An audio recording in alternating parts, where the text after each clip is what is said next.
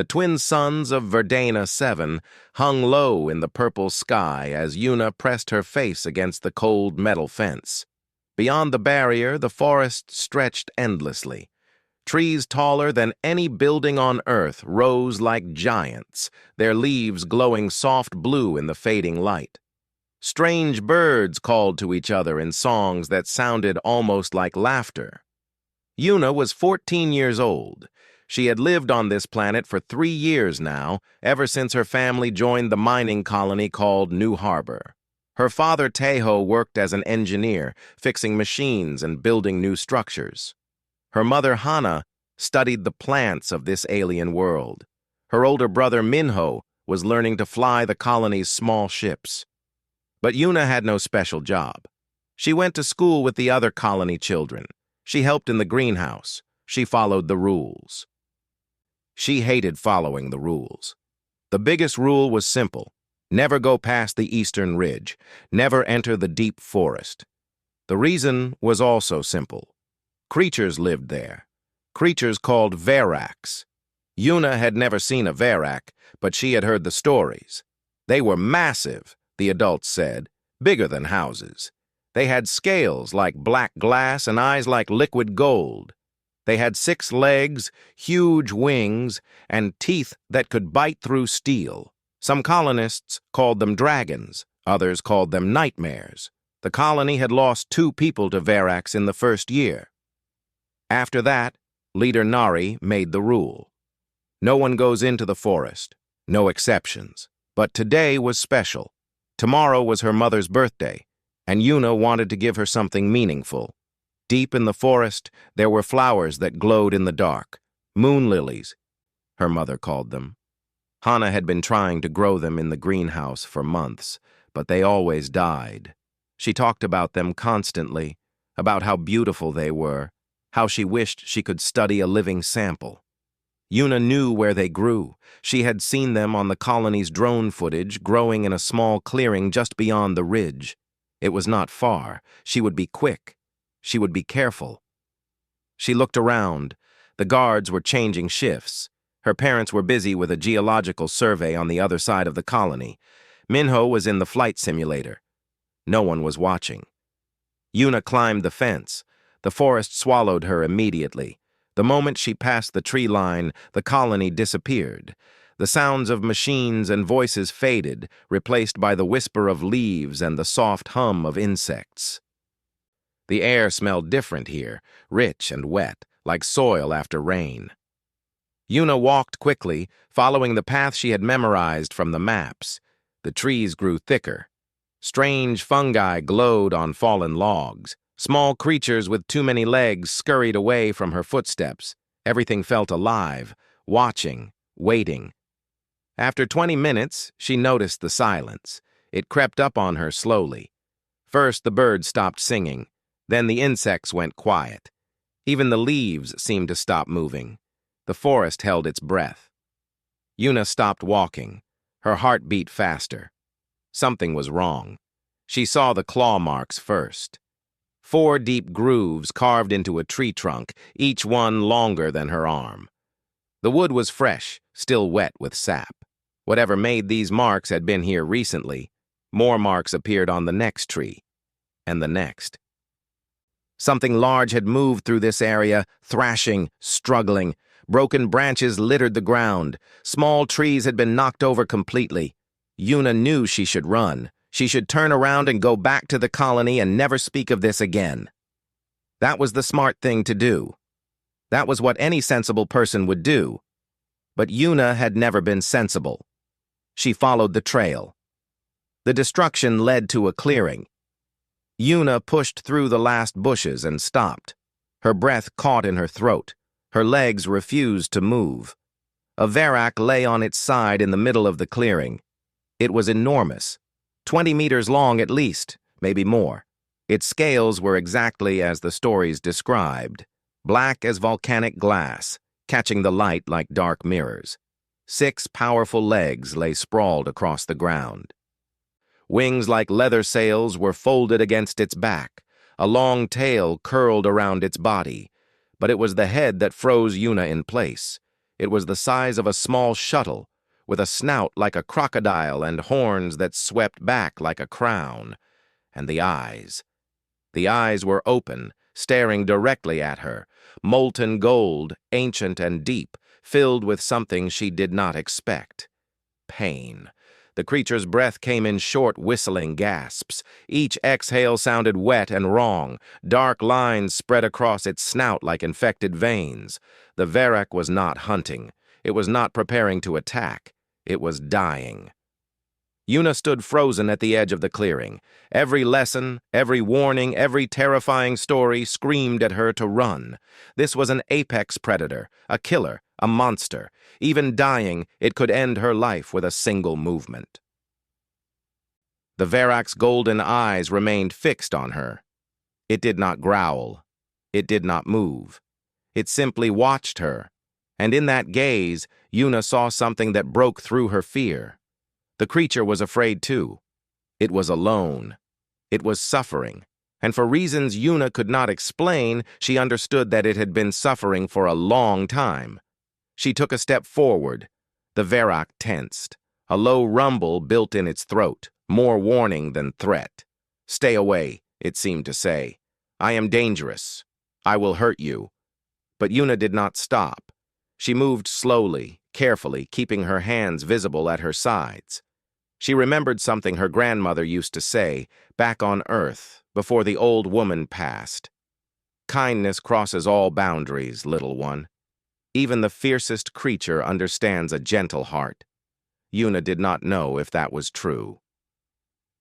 She did not know if this alien creature could understand anything about her at all. But she knew what she saw in those golden eyes. She saw a living thing in pain, and she could not walk away. The moon lilies grew around the clearing, she noticed. Their soft glow painted the scene in silver light. She had found what she came for. She could grab a flower and leave. She could go home and pretend she never saw this. Instead, she knelt at the edge of the clearing, making herself small, making herself harmless. "I am not going to hurt you," she said softly. "I promise. I just want to help." The Varrock's eyes narrowed. Its breath continued to wheeze and whistle. It did not understand her words. Of course it did not. But maybe, just maybe, it could understand her voice, her tone, her intention. Una stayed perfectly still. The twin suns continued to set. The forest remained silent, and in the growing darkness of an alien world, a human girl and a dying dragon watched each other, each waiting to see what the other would do. Una did not know it yet, but her life was about to change forever. The simple act of not running, of choosing to stay, would set in motion events that would reshape the future of two species, but that was still to come. For now there was only the clearing, the creature, and a choice. Una made hers. She stayed. Una remained kneeling at the edge of the clearing. The Varrock had not moved. Its golden eyes still watched her, but the warning growl had faded.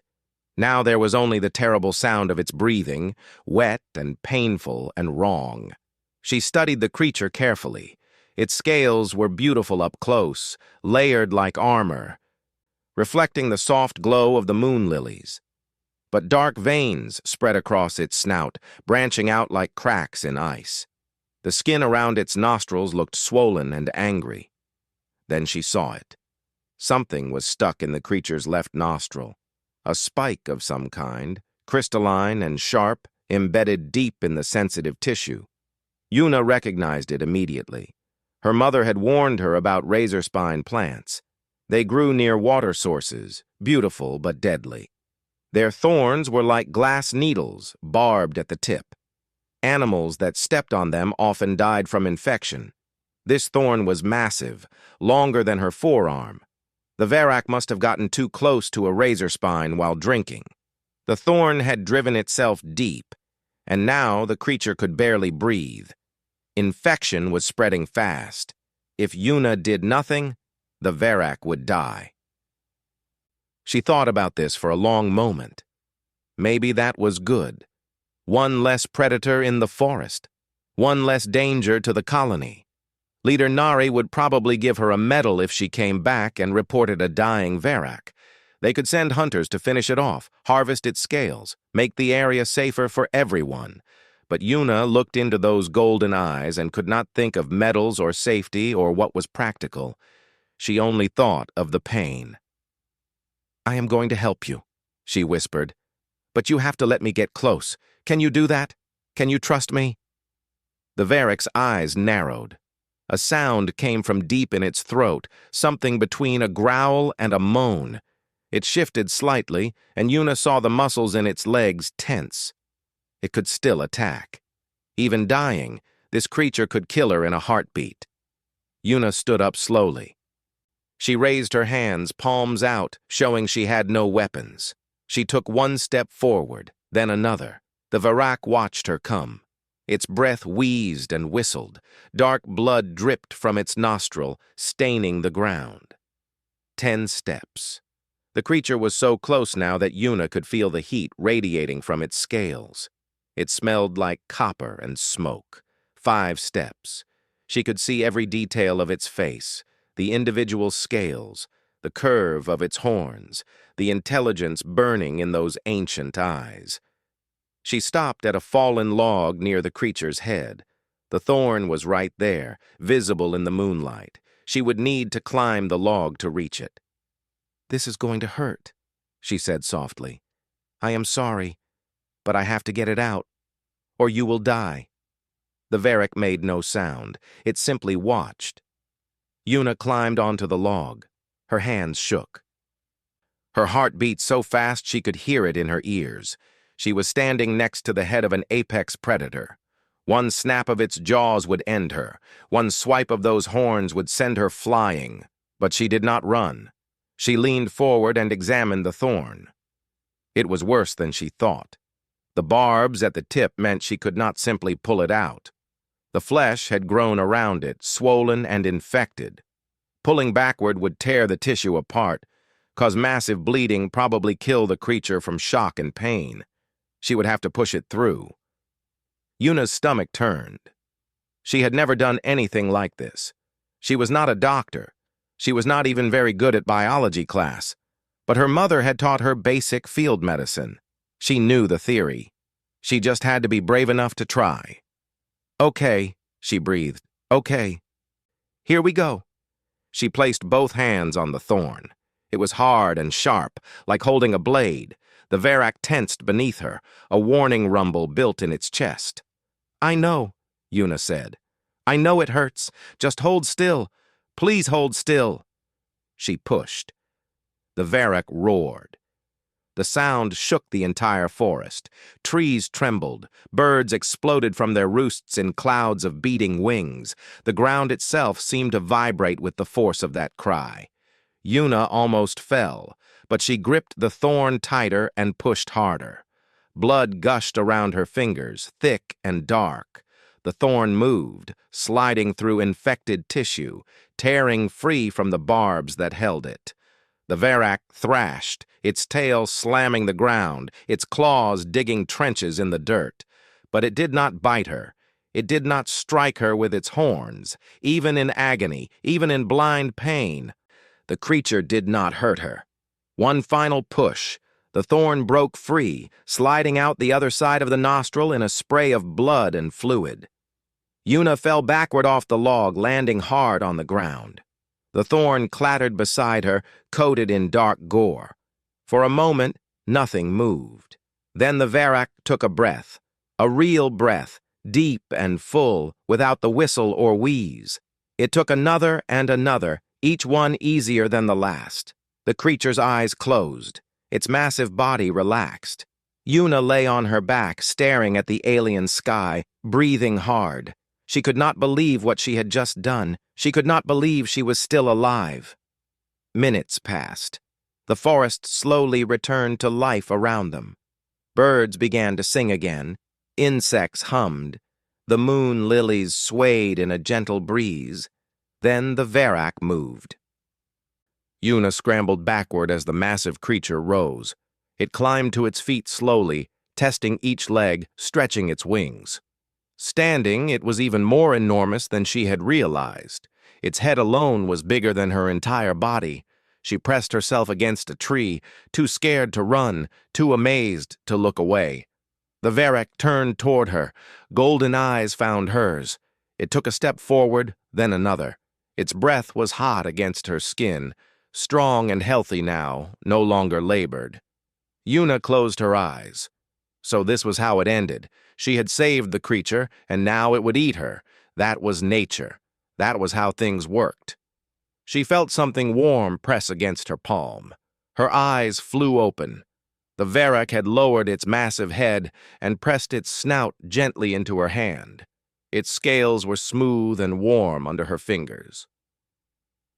Its breath washed over her, gentle as a summer wind. The creature made a sound, deep and low, almost like purring. Yuna stared. She did not understand. This was a predator, a killer. Every instinct should have told it to attack, to devour, to destroy. But instead, it stood before her with its head bowed, like a dog greeting its master, like a friend saying thank you. Tears streamed down Yuna's face. She did not know why she was crying. Relief, maybe. Fear. Wonder. All of these things mixed together until she could not separate them. "You understand," she whispered. "You actually understand." The Varrock pulled back slowly. It looked at her one more time. Those golden eyes burning with something that might have been gratitude, might have been respect, might have been the beginning of something neither species had words for. Then it turned and walked into the forest, disappearing among the glowing trees. Yuna stood alone in the clearing. Her hands were covered in blood. Her clothes were torn. She had never been so tired in her life. But she was smiling. She gathered some moon lilies quickly and began the long walk home. Behind her, somewhere in the darkness, a dragon watched her go. A bond had been formed this night. Neither of them knew yet just how powerful that bond would become. But the galaxy was about to find out. Yuna reached the colony fence just as the alarms began to scream. Red lights flashed across New Harbor. Sirens wailed into the night. Armed guards rushed toward the perimeter, weapons raised. Families hurried into their homes, children crying, parents shouting. Yuna climbed the fence and dropped to the other side just as a guard spotted her. "There she is!" The man ran toward her, his face twisted with anger and relief. "Everyone has been looking for you. Do you have any idea what you have done?" Before Yuna could answer, her father appeared. Taiho pushed through the crowd and grabbed her shoulders, his eyes wide with terror. "Yuna, where were you? We thought—" His voice broke. He pulled her into a tight hug. "We thought something had taken you." "I am sorry, Father," Yuna whispered. "I just wanted to get flowers for Mother's birthday." Her mother Hana arrived next, tears streaming down her face. Then Minho, her brother, looking pale and shaken. The whole family held each other while guards rushed past them toward the eastern ridge. "A Varrock roared," Hana said. "We heard it from inside the colony. It was close, too close. Leader Nari thinks it might be hunting near our borders." Yuna's stomach dropped. The roar. That was when she pushed the Thorn through. The whole colony had heard it. "It is not hunting," she said quietly. Her family stared at her. "Yuna," Taiho said slowly, "what did you do out there?" Before she could answer, Leader Nari appeared. The colony's commander was a tall woman with silver hair and sharp eyes. She had led the first settlers to this planet, fought the early battles, lost friends to the creatures in the forest. She did not smile often, and she was not smiling now. "Yuna," Nari said, her voice cold. "My office. Now. Your family can come." The walk to Nari's office felt like the longest of Yuna's life. Guards whispered as she passed. Other colonists stared through their windows. Everyone knew something had happened. Everyone wanted to know what. In the office, Nari sat behind her desk and studied Yuna for a long moment. The silence stretched until it became painful. "Tell me everything," Nari finally said. "From the beginning," Yuna told her. "The flowers, the fence, the forest, the wounded Verak, the Thorn." She told it all, leaving nothing out. When she finished, the room was completely silent. Nari leaned back in her chair. Her expression was impossible to read. "You went into the forest alone," she said. "You approached an apex predator. You physically touched it, and it let you go." "Yes," Yuna said. "That has never happened before. In 3 years on this planet, no human has gotten that close to a Verak and survived." "I know." Nari stood and walked to the window. Outside, guards still patrolled the perimeter, searching for threats that were not coming. "You could have died," she said quietly. "You could have led that creature right to our gates. Do you understand how dangerous that was? How reckless?" "Yes, leader. I am sorry." Nari turned back. For a moment, something soft flickered in her eyes. Then it was gone, replaced by steel. "You are confined to quarters until further notice. No school, no greenhouse work, no leaving your family's housing unit. Am I clear?" Yuna nodded. "Go home, all of you." The next morning, everything got worse. Yuna woke to the sound of engines. She rushed to her window and saw something she had never seen before, a large corporate shuttle landing in the colony's central square. The ship was painted white and gold, with a logo she recognized from her school lessons. Helix Corporation, the company that funded New Harbor's mining operations. Within an hour, a group of suited officials marched through the colony. At their head walked a thin man with gray hair and cold eyes. His name was Sang Chul, and he introduced himself as a corporate director sent to inspect the colony's progress. But Yuna noticed something strange. Sang Chul did not seem interested in the mines. He did not ask about ore production or equipment maintenance. Instead, he asked about wildlife. Specifically, he asked about Veraks. "Fascinating creatures," he said at a colony-wide meeting that afternoon. "Truly remarkable. Their scales alone would be worth fortunes back on Earth. Their bones, their organs, all invaluable for research and industry." Yuna watched from her window as Sang Chul spoke. She did not like his smile. She did not like the way his eyes calculated everything they saw. That night, her brother Minho came to her room. "I heard something," he whispered. "Something bad." He told her what he had discovered. While delivering supplies to the corporate visitors, he had overheard Sang Chul talking on a private communication channel. The director was not just here for inspection, he was here to hunt. He had contacts in the black market who would pay millions for Verak parts. And he had learned about Yuna's encounter. "He wants to use you," Minho said, his face pale. "He thinks the Verak might come looking for you." "He wants to set a trap." Yuna's blood ran cold. "We have to tell Leader Nari." "I tried. The communication array is down, some kind of malfunction. No one can send messages off-planet, and internal communications are limited." "That is not a malfunction. He did it on purpose." Minho nodded. "I think so too." Yuna looked out her window toward the forest. In the darkness, she could see nothing. But she felt something. A presence. A watching. 2 golden eyes gleamed at the edge of the tree line. Her heart stopped. The Verak had followed her. It was out there right now, probably confused about why she had not returned. It had no idea that danger was coming. It had no idea that its act of trust might become its death sentence. "What do we do?" Minho asked. Yuna turned away from the window. Her mind raced through possibilities. They could not warn the authorities because communications were down. They could not run because the colony was on lockdown. They could not fight because they were children with no weapons. But they could not do nothing either. "We have to warn it," Yuna said. "The Verak. We have to make it leave before Sang Chul's trap is ready." Minho stared at her. "Are you serious? You want to go back out there?" It saved my life, Minho. It could have killed me a dozen times, but it let me go. It trusted me. I cannot betray that trust." Her brother was silent for a long moment. Then he sighed. "You are completely crazy," he said, "but I am not letting you go alone."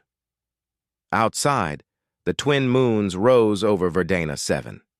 The forest waited in silence, and somewhere in the darkness, a dragon kept watch over a colony that did not know it had a guardian. Yuna looked at her brother and made a decision. They would go tonight. Whatever happened next, whatever danger waited in the shadows, she would not let that creature die because of her. She had started something in that clearing. Now she had to finish it, even if it cost her everything. The plan to sneak out that night failed before it even began. Yuna and Minho were halfway to the fence when guards appeared from nowhere, shining bright lights in their faces. "Leader Nari's orders," one guard said. "No one leaves tonight, especially not you, Yuna. Back to your quarters." They had no choice. They returned home under escort, watched every step of the way. Their parents were waiting, worried and confused. "What were you thinking?" Hana asked, her voice trembling. After everything that happened, Yuna wanted to explain. She wanted to tell them about Sang-chul, about the trap, about the creature waiting in the forest. But she saw the exhaustion in her parents' eyes, the fear they tried to hide. They had almost lost her once already. They would never let her go again. So she said nothing. She went to her room and lay in bed, staring at the ceiling, listening to the sounds of the colony settling into uneasy sleep. The next morning, everything changed. Sang-chul called a special meeting in the central square. He stood on a raised platform, flanked by his corporate security team. They were not like the colony guards. These men were armed with military-grade weapons. Their faces were cold and hard. "Colonists of New Harbor," Sang-chul began, "we face a serious threat. A Varak has been spotted near our perimeter. This creature is dangerous. It is aggressive, and according to my analysis, it may be targeting specific individuals within our settlement." Whispers rippled through the crowd. Parents pulled children closer. Guards tightened their grips on weapons. "But do not fear," Sang-chul continued. "I have experience with such matters. My team and I will lead a hunting expedition to eliminate this threat. We will make your colony safe." Leader Nari stepped forward. Her face was troubled. "Director Sang-chul, our policy has always been to avoid the Varaks, not engage them. Hunting one could provoke others." Sang-chul's smile did not reach his eyes. "With respect, Leader, your policy has not been entirely successful. You have already lost colonists to these creatures. Perhaps a more direct approach is needed." Nari hesitated. Yuna could see the conflict in her face. The leader wanted to protect her people, but she was also under corporate authority. Helix Corporation funded everything here. If Sang-chul wanted a hunt, he would get one. "Very well," Nari finally said, "but my guards will accompany your team, and no unnecessary risks." Sang-chul bowed slightly. "Of course. And I believe we should bring one more person." His cold eyes found Yuna in the crowd. "The girl who has already encountered this creature. Her presence may help us locate it." Every head turned toward Yuna. Her parents moved in front of her, but Sang-chul raised a hand. "She will not be in danger. She will stay at the back of our group, well protected. But her knowledge of the terrain, her familiarity with the creature, these things are valuable." Taiho stepped forward, his fists clenched. "Absolutely not. She is a child. She is the only human who has ever gotten close to a Varak and survived. That makes her an asset." Sang-chul's voice hardened. "This is not a request, Mr. Taiho. Corporate authority overrides colonial preference in matters of security. Your daughter will join the expedition tomorrow morning." The meeting ended. Yuna's family surrounded her, talking all at once, making plans, trying to find ways to stop this. but there was no way to stop it. The communications were still down. No help was coming, and Sang-Chul's security team made it clear that refusal was not an option. That night, Yuna sat alone in her room. Fear and anger mixed in her chest until she could barely breathe. She knew what Sang-Chul was planning. He did not want to eliminate a threat. He wanted to capture a prize, and he was using her as bait. But maybe she could use his plan too. If she was going to be in the forest anyway, maybe she could warn the Verak. Maybe she could make it understand the danger. Maybe she could save it after all. It was a desperate hope, but it was the only hope she had. The hunting party left at dawn. 20 people in total, including Sang-Chul's security team, colony guards, and Yuna. Her family stood at the gate watching her go. Her mother was crying. Her father's face was stone. Minho caught her eye and nodded slightly. "I will find a way to help," that nod said. "Hold on." Yuna nodded back and walked into the forest. The first hours passed slowly. The hunting party moved carefully, following the trail Yuna had taken days before. Sang-Chul's men carried strange equipment, nets that crackled with electricity, devices that hummed with unknown energy. This was not hunting gear. This was capture equipment. Yuna stayed at the back of the group, watching everything, waiting for her chance. It came sooner than expected. They reached the clearing where she had first found the Verak. The moon lilies still grew in gentle clusters. The claw marks were still visible on nearby trees. But the creature was gone. "Spread out," Sang-Chul ordered. "Find its trail." The hunters fanned across the clearing. Yuna saw her opportunity. She slipped away while everyone was distracted, moving quickly and quietly into the dense undergrowth. She ran. Branches slapped her face. Roots tried to trip her feet, but she kept going deeper into the forest, away from the hunters, toward where she hoped the Verak might be. "Please be here," she whispered. "Please let me find you." She burst into a smaller clearing and stopped. The Verak was waiting for her. It stood in the center of the clearing, massive and magnificent, its scales gleaming in the filtered sunlight. Its golden eyes found hers immediately. It did not seem surprised to see her. In fact, it seemed like it had been expecting her. "You have to run," Yuna gasped. "Bad men are coming. They want to hurt you. They want to capture you and sell your body for money. Please, you have to leave this place." The Verak watched her silently. Then it did something that stopped her heart. It crouched down, lowering its massive body to the ground. Its wings stretched out, creating a slope from its shoulder to the forest floor. An invitation. "What are you doing?" Yuna whispered. The creature made a sound, low and urgent. Its head turned toward the direction she had come from. It could hear the hunters approaching. It knew the danger, but it was not running. It was waiting for her. Yuna understood. The Verak was not going to leave her behind. Whatever came next, they would face it together. She climbed onto its back. The scales were warm and smooth under her hands. She found handholds in the natural ridges of its spine. The creature rose smoothly, careful not to throw her off. For a moment, everything was still. Yuna sat on the back of a dragon, surrounded by an alien forest, waiting for hunters who wanted them both dead. Then the hunters arrived. They burst into the clearing with weapons raised, ready to fire, but they stopped when they saw what was waiting for them. Yuna, a 14-year-old human girl, mounted on the back of the most dangerous predator this planet had ever produced.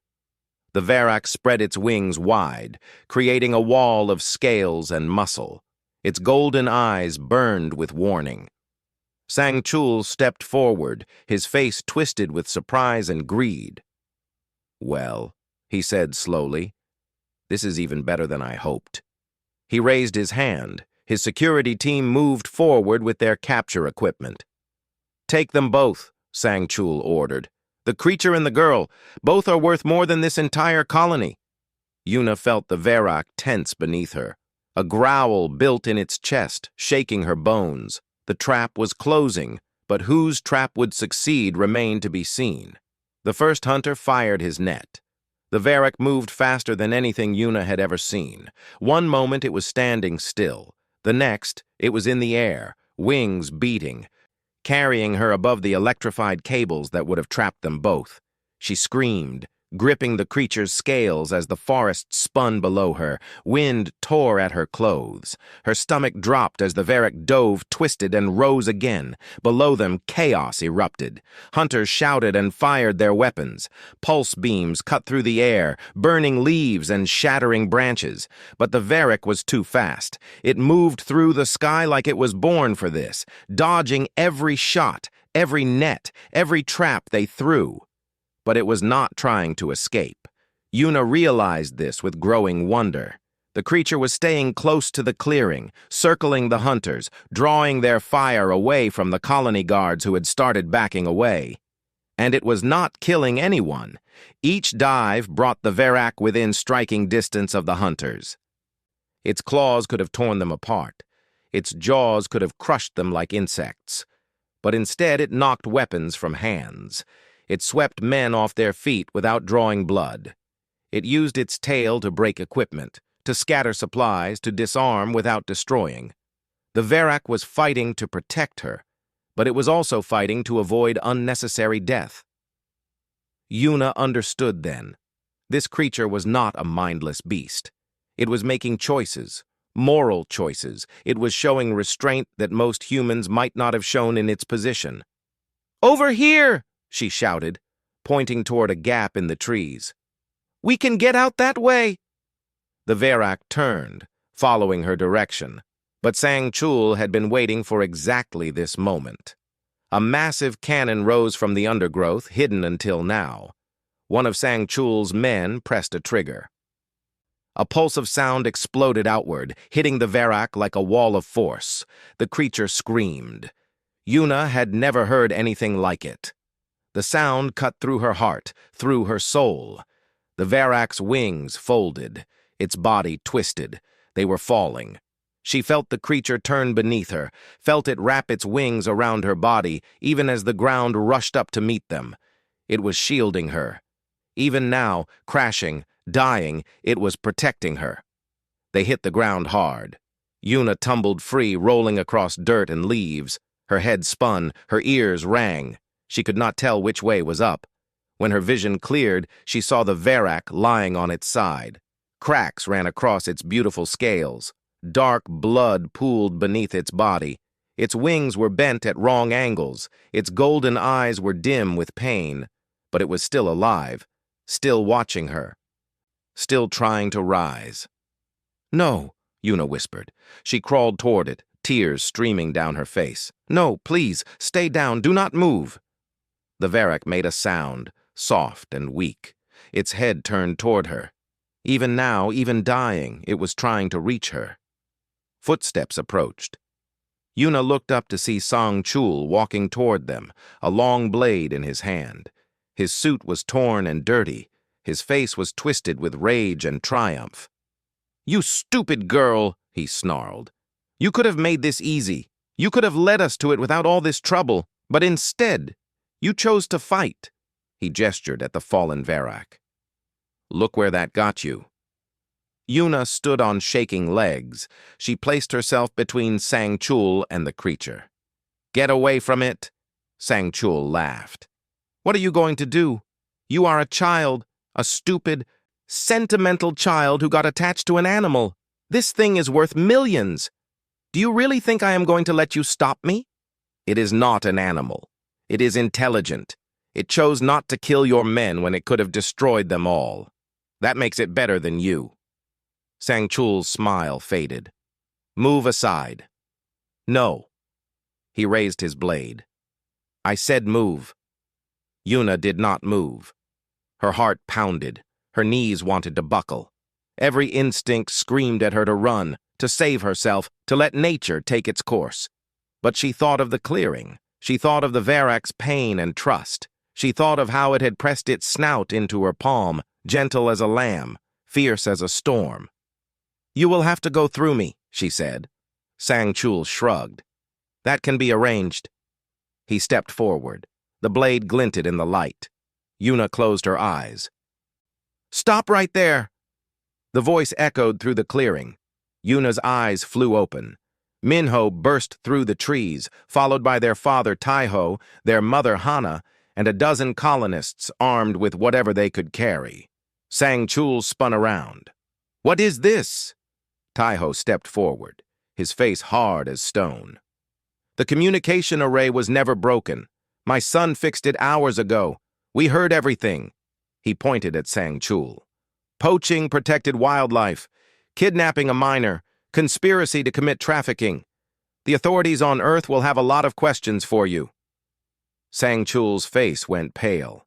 He looked at his security team, but they were already surrounded. Colony guards had emerged from the forest, cutting off every escape route. Leader Nari walked into the clearing. Her eyes swept across the scene, taking in the wounded Verak. The terrified girl, the corporate director with blood on his hands. Director Sang-Chul, she said coldly. You are under arrest. Drop your weapon. For a moment, Sang-Chul looked like he might fight. His grip tightened on the blade. His eyes darted, searching for an escape. Then the Verak moved. It was not dead. It was not even unconscious. With a tremendous effort, the creature rose to its feet. Cracked scales fell like broken glass. Blood dripped from a dozen wounds. But it stood, blocking Sang-Chul's only path to freedom. Its golden eyes burned with barely controlled fury. A growl rumbled from its throat, deep enough to shake the ground. Sang-Chul dropped his blade and raised his hands. Yuna ran to the Verak's side. She pressed her hands against its flank, feeling the heat of its body, the labored rhythm of its breath. You should have run, she whispered. You could have escaped. Why did you stay? The creature lowered its massive head. Gently, carefully, it pressed its snout against her palm. The same gesture as before, the same trust, the same bond. Then, to everyone's amazement, it spoke. Not in words, not exactly, but something pressed against Yuna's mind, feelings and images that translated into meaning. Protection, gratitude, partnership. You saved me, the feeling said. Now I protect you. This is my way. Tears flowed down Yuna's cheeks. She wrapped her arms around the creature's snout, hugging it as best she could. And you are my friend, she whispered. That is my way. The twin suns began to set over Verdana 7. In the clearing, colonists lowered their weapons. Guards led Sang-Chul and his men away in restraints. A medical team rushed forward to help the wounded Verak, and through it all, Yuna stayed by its side. She had started this by removing a thorn. Now she would see it through to the end. Whatever came next, they would face it together, just as it was meant to be.